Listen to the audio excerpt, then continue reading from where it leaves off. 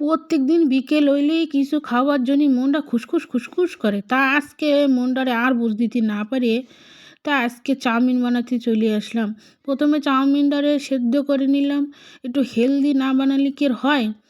তা একটু গাজর ফাজর দিলাম, গাজরটা একটু নুন দিয়ে একটু সেদ্ধ করে নিলাম।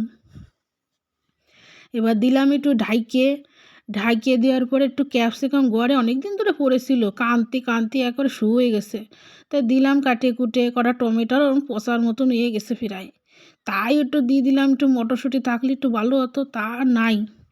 ফ্রিজটারে খুঁজে খুঁজে তন্ন তন্ন করে পালাম না, না পাই এটে যেটুক ছিল সেইটুক দিয়ে করে দিলাম বসাই। একটু কই হয়ে গেছে, সেদ্ধ মেদ্ধ হয়ে গেছে, ঘরে অনেক দিন ধরে সস পড়া ছিল, তাইও দিয়ে দিলাম।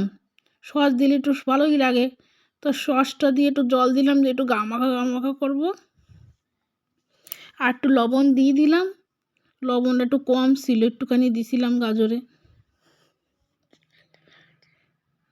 দিয়ে একটু শুয়ে নিলাম ভালো করে। এবার সেদ্ধ করা চাউমিনটারে দিয়ে দিলাম ভিতরে।